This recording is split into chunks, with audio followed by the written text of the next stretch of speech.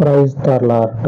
దేవుని శక్తి కలిగినటువంటి నామమున ఈరోజు దేవుని వాక్యం నాకు ప్రతి ఒక్కరికి దేవుని పేరట ప్రైజ్ ద లార్డ్ వందనాలు. ఈరోజు దేవుని వాక్యంలోనికి వెళ్లే ముందు యేసు ప్రభు సువార్త ప్రకటించేటప్పుడు ఒకడు యేసు ప్రభు దగ్గరకు వచ్చి ఒక మాట అంటాడు. అయ్యా, మా దగ్గర ఉండేటువంటి ఒకడు కొడుకు అనుకుంటా, నా కొడుకు అనారోగ్యం పాలయ్యి మంచం మీద పడి ఉన్నాడు, ఒకసారి నువ్వు వచ్చి బాగు చేయాలని చెప్పనని అడుగుతాడు. ఇట్లాగే మాటల మధ్యలో ఏమంటాడంటే మాట్లాడుతా నీకు అంత బిజీగా ఉంటే నువ్వు రాకపోయినా సరే నువ్వు ఒక మాట చెప్తే చాలు, నువ్వు ఇక్కడ ఉండి ఒక మాట చెప్తే చాలు, అక్కడ వాడు బాగుపడతాడు అని ఒక రిక్వెస్ట్ పెట్టుకుంటాడు.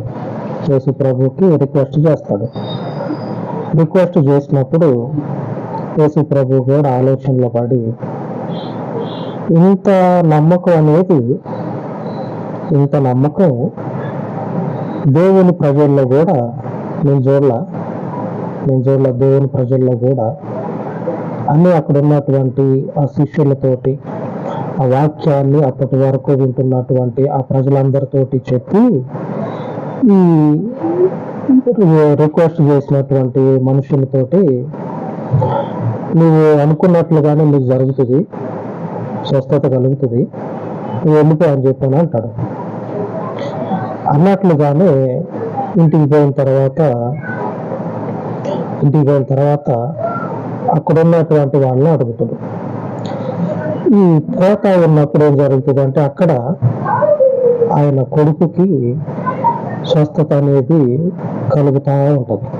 ఇంటికి పోయిన తర్వాత ఆ అనారోగ్యంతో ఉన్నవాడు ఇలా ఆ తండ్రిని చూసి అప్పటికంటే ఇప్పుడు కొంచెం కుదురుకొని బాగా మాట్లాడటం చూసి అక్కడ ఉన్నటువంటి పని వాళ్ళని అడుగుతాడు.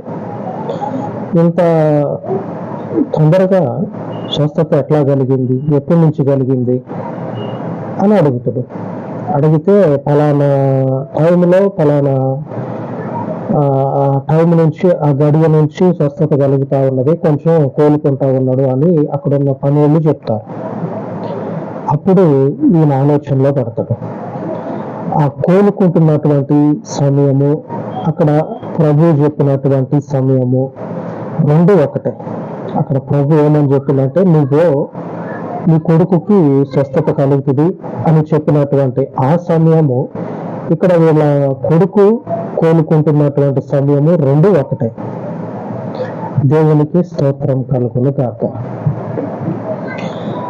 క్రీస్తులో ఏమున్నదంటే, క్రీస్తు వాక్యంలో అంటే క్రీస్తు మాటలో ఒక మనుష్యుడిని జీవం అనేది లేకపోయినా సరే తిరిగి జీవాన్ని తీసుకొచ్చి ఆ మనుషుల్ని కూర్చుండబెట్టే అంత శక్తి దేవుని వాక్యానికి ఉన్నది. ఈ దేవుని వాక్యంలో శక్తి అనేది ఉన్నది. ఈ శక్తి ఏం చేస్తుందంటే చనిపోయినా సరే జీవాన్ని తీసుకొచ్చి ఆ మనుషుల్ని లేవనెత్తుతుంది. ఈరోజు మన వాక్య ధ్యానం అదే. యోహాను సువార్త 6వ అధ్యాయము 51వ వచనంలో రాయబడినది, పరలోకము నుండి దిగి వచ్చిన జీవాహారమును నేనే, ఎవడైనను ఈ ఆహారము భుజించితే వాడెల్లప్పుడూ జీవించును, మరియు నేనిచ్చే ఆహారము లోకమునకు జీవము కొరకైన నా శరీరము అని నీతో నిశ్చయముగా చెప్పుచున్నాను నేను. ఈ వచనంలో ఈరోజు మన వాక్య ధ్యానము, ఎవడైనను ఈ ఆహారము భుజించితే వాడు ఎల్లప్పుడూ జీవించును. ఆ అనారోగ్యంతో ఉన్నటువంటి వాడు ఒక్క మాట దేవుని దగ్గర నుంచి పొందుకొని స్వస్థత పొందుకున్నాడు. ఈ వాక్యాలని అనుదినము కూడా ఎల్లప్పుడూ పానము చేస్తూ ఉంటే, భుజిస్తూ ఉంటే, అనుదినము కూడా ధ్యానము చేస్తూ ఉంటే మృత తుల్యమైనటువంటి ఆ ఒక్కనిలో నుంచి పుట్టలు ఒక్కలు కాదు, పుట్టలు అంటారు కదా, అలాగా దేవుడు సంతానాన్ని తీసిండు దేవుడు ఆ ఒక్కడు అబ్రహాములో నుంచి. అబ్రహాము కూడా ఈ రీతిగానే దేవుడు చెప్పిన, నిన్ను గొప్ప జనంగా చేస్తా. ఈ దేవుని మాటలో శక్తి ఉన్నది. ఈ దేవుని మాటలో మతం లేదు, శక్తి. ఈ శక్తి ఏం చేస్తుందంటే అంచె దినమున ఎవరైతే క్రీస్తునందుండి మృతులై ఉన్నారో వాళ్ళని లేపుతుంది జీవముతోటి. ఎందుకంటే ఈ వాక్యాలను భుజించినటువంటి వారి జీవితాలలో ఈ జీవము నిలబడి ఉంటుంది. మతం కాదు, లేకపోతే రోజు గడుపుకోవటానికి రేషన్ కాదు. దేవుని జీవము కలిగినటువంటి వాక్యమును ఎవరైతే అనుదినము కూడా పానము భుజించటం ఎలాగైతే మనం చేస్తా ఉన్నామో అలాగనే ఈ దేవుని వాక్యాన్ని కూడా భుజించి పానము చేసినట్లయితే, ఆయన రక్తాన్ని శరీరాన్ని భుజించి పానము చేసినట్లయితే వాళ్ళ జీవితాలలో ఈ జీవం అనేది నిలబడిపోతుంది. ఈ అపోస్తలుడైనటువంటి పౌలు కూడా ఈ పరిచర్య చేసే క్రమంలో ఈ విషయాన్ని రూఢిగా చెప్తా ఉంటాడు. అవును, నేను చెప్పేదే నిజం, నేను చెప్పేదే కరెక్ట్, నేను చెప్పేది మతాన్ని కాదు. లేకపోతే ఒక మనుషుల్ని గొప్ప చేసి ఆ మనుషుల ద్వారా పబ్బం గడుపుకోవటానికి, నన్ను నేను మీ ముందు గొప్ప చేసుకోవటానికి, పేరు తెచ్చుకోవటానికి కాదు. దేవుని జీవము కలిగినటువంటి ఈ మార్గము మీ అందరి జీవితాల్లో ఏదో ఒకనాడు చీకటి రోజు అనేది వస్తుంది, మరణిస్తారు.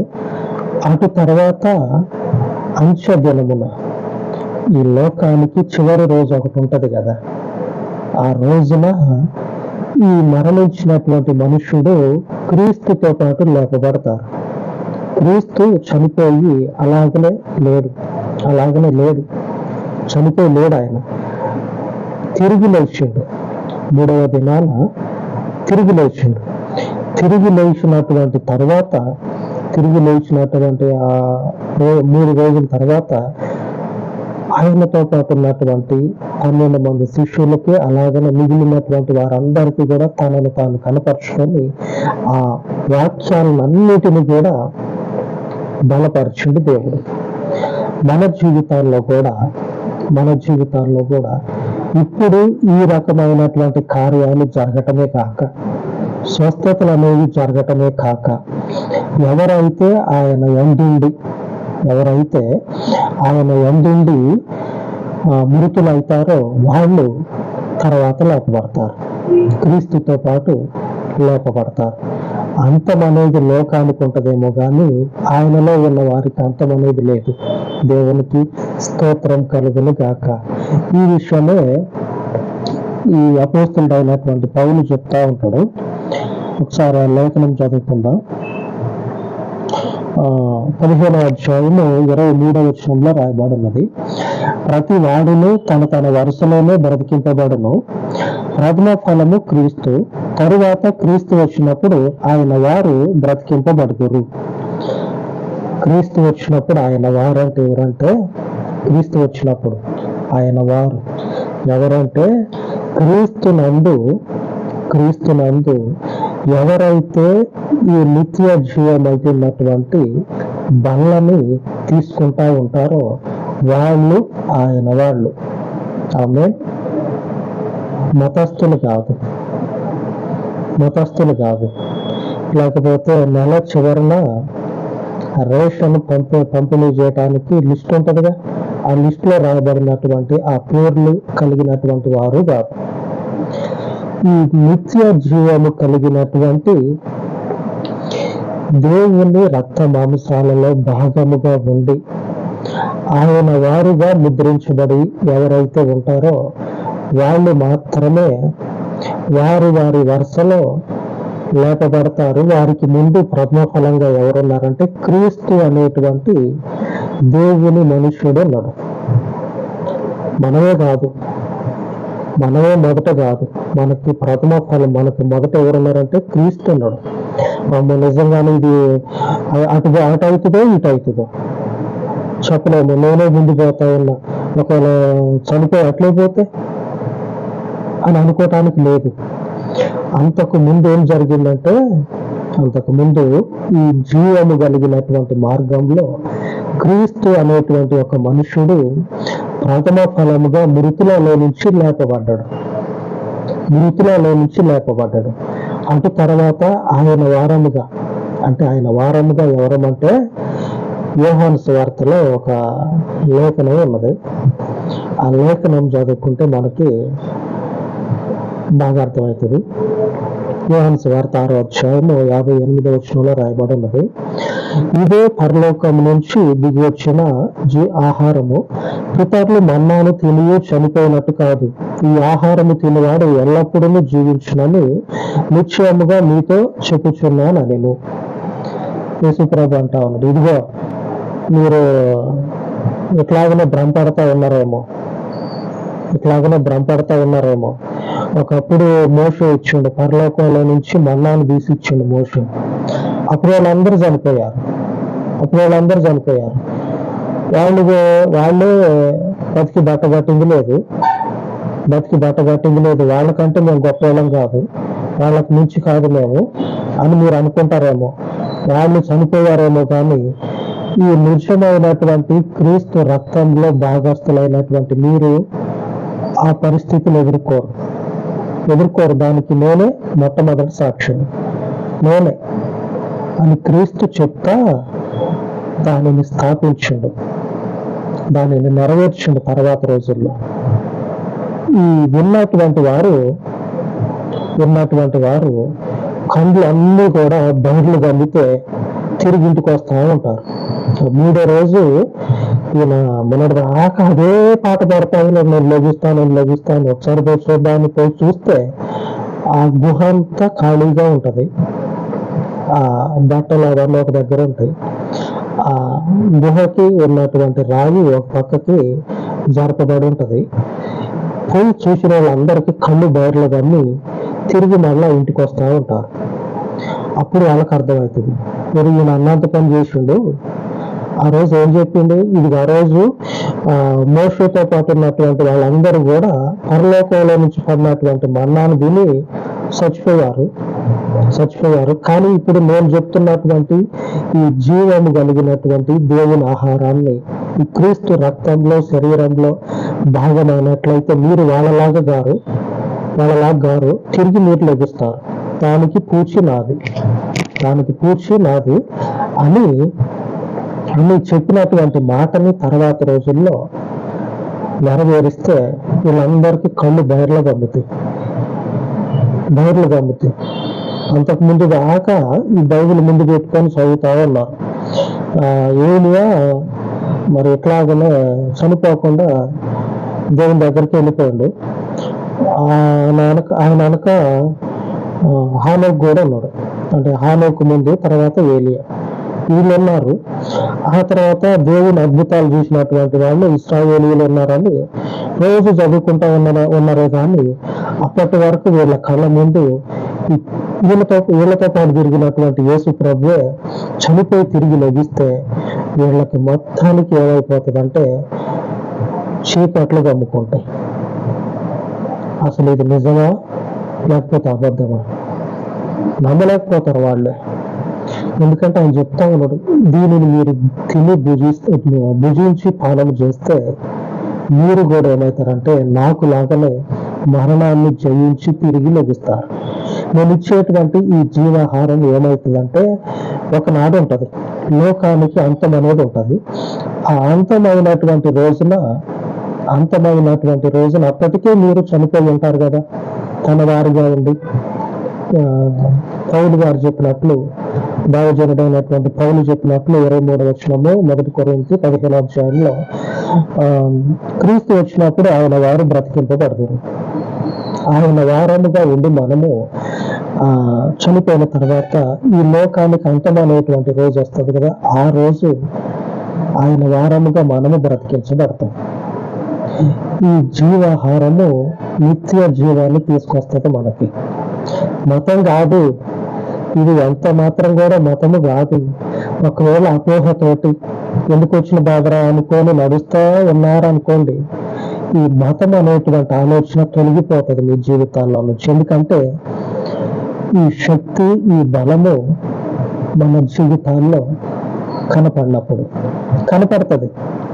ఆయనను అనుసరిస్తూ ఉంటే ఈ జీవము కలిగినటువంటి శక్తి, ఈ జీవం అనేది మనకి కనపడుతుంది, మన జీవితాల్లో కనపడుతుంది. ఈ స్వస్థతలు, ఈ దేవుని అద్భుతాలు కనిపించినప్పుడు మతం కాదేం కాదు, నేనే చెప్తా దేవుని జీవ మార్గం అని. ఎవరైతే మతాన్ని అని ఒకప్పుడు మాట్లాడారో వాళ్ళే దేవుని గురించి సాక్ష్యం చెప్తారు. ఆమె ఈ పునరుద్ధానానికి ముందు, పునరుద్ధానము తర్వాత ఆయనతో పాటు ఉన్నటువంటి శిష్యులు ఉన్నారు కదా, ఈ శిష్యులు కూడా అదే చెప్పారు. వేరు అవునరా బాబు, నిజమే ఆయనతో పాటు మేము ఉన్నాం. ఆయన తిరిగి లగోక ముందు మేము కూడా ఎట్లయినా తీసి పడేసినాం, ఈయన అంత ఎట్లయినా చెప్తున్నా అని చెప్పి తీసి పడేసినాం. ఆ తర్వాత నా కళ్ళతో చూసి ఇప్పుడు మీకు చెప్తా ఉన్నాం. మీరు ఆయన చెప్పింది నిజమేరా, మేము ఉన్నాను, మేము చేసినాం అని మీకు చెప్తా ఉన్నాం. నిజమే ఇదంతా, మీకులాగా మేము కూడా అప్పుడు ఉన్నాం. అది జరిగిన తర్వాత మేము నమ్మాను. ఆమె ఒకనాడు పునరుద్ధానం ఉంది. ఆయనలో ఉన్న వారికి నిత్య జీవం అనేది ఎదురవుతుంది. ఆమె ఆ నిత్య జీవాన్ని ఆయనలో ఉన్న మనము కూడా పొందుకుందాం. ప్రయాసపడదాం అందు గురించి. అలాగే ప్రార్థన చేసుకుందాం.